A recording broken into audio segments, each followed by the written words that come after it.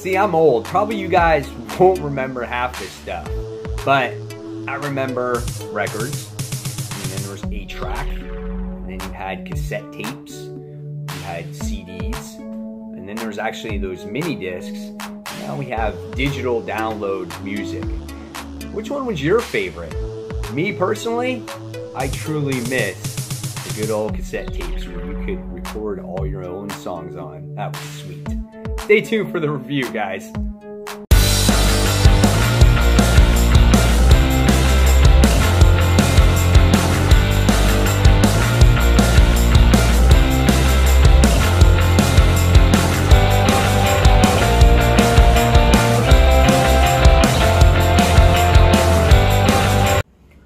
Hey Frontline fans, welcome back to Comic Frontline and fans. You're back with me, Mike Spider Slayer, getting ready to do that all-important comic book review so you, the fans, can make a decision on what comic books to buy. And today, guys, we're going to be talking about Hi-Fi Fight Club, issue number 1. Now, this is a very interesting comic book as it takes place in New Jersey in 1998. The book is written by Carly Udison, and the artwork is done by Nina Verkuva, if I said that right. I'm not sure. I'm sorry if I mispronounced it. But the reason why this book takes place in 1998 is because we still had music shops back then. CD sales were still very popular. There wasn't very much digital downloads back then. If anything, maybe you were stealing music off the internet like Napster and stuff like that. So this really dialed into that timeline. And if you were alive back then, you were a kid back then, this is very nostalgic for you.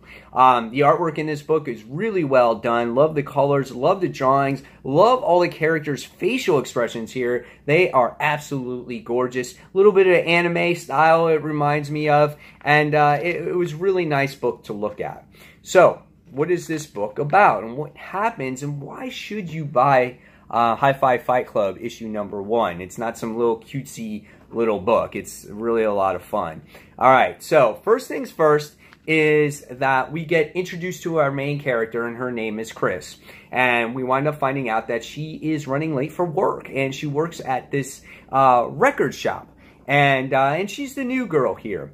And what the book does such a great job at right away is that it introduces you to all the major players in this book, or the main characters. And they do it in a way that they don't overwhelm you with unnecessary dialogue.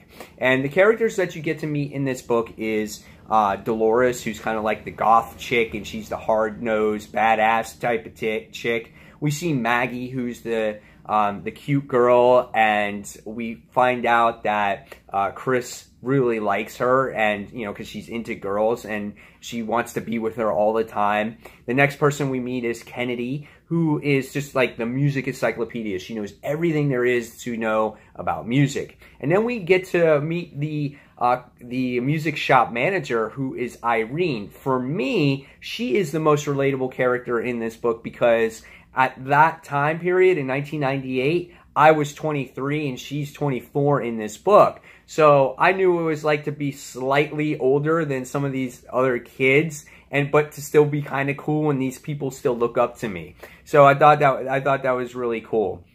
So in the beginning of this issue, we get to see all of these characters' personality and how they interact with each other and how they really are a tight-knit group.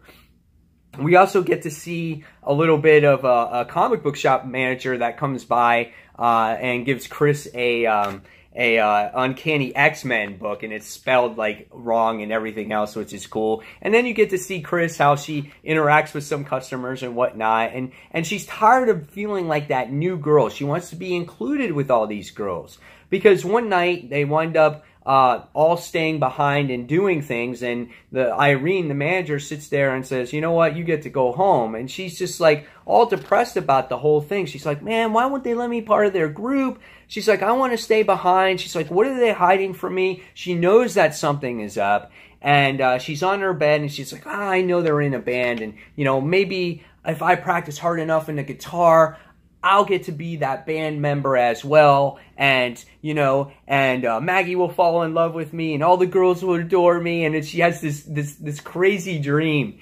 And so the next day comes along, they're actually having this major event where they're having this band that's performing at their shop, and the band's name is Stegosaur. Well, we find out that the band is late, and what happens is one of their bandmates by the name of Rosie is actually missing.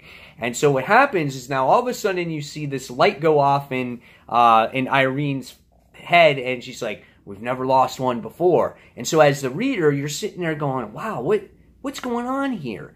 So what happens is she makes an announcement, she cancels the event, and the girls go into action. And the next thing you wind up seeing is that Irene finally decides to let Chris on the whole thing, and the next thing you see is they press a secret button in the actual hallway, and a jukebox moves out of the way. It's like a bat cave, and they wind up going downstairs in like the basement, and they find out, Chris finds out that, yes, they are some vigilante fight club. And the way it was announced was cool. It sits there and it goes, Chris, welcome to the Real Vinyl Mayhem. We're a fight club. And then it's a teen girl fight club. And then a secret girl vigilante fight club.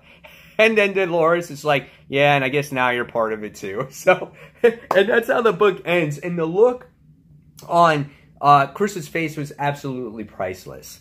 So, and that's how the book ends.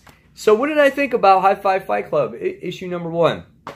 I loved it. I don't like saying it was cute and adorable, but it was. It was a cute and adorable book with these bunch of friends, that have this secret group, but we don't know how dangerous it is or how it's going to be in the future. And that's what makes it so intriguing. And I love the interactions between the characters. I think they're great. It's like by day they're, music store clerks, and by night they're secret fight club.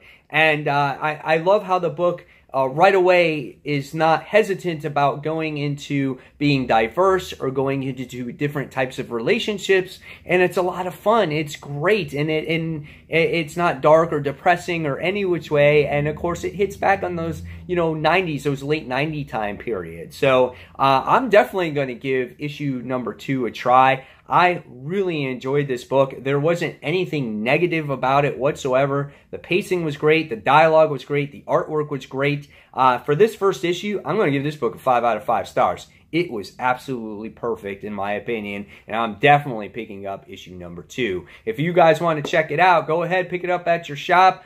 Try to get it digitally or whatnot. This is some book that deserves great credit. So, guys, there you have it. So hopefully you guys, when you get time, check out comicfrontline.com. Also, check out our live show each and every week at Tuesday night, 10 p.m. Eastern Standard Time. And, fans, as always, thank you for watching. And this is Mike Spider signing off. Take care, guys. Bye.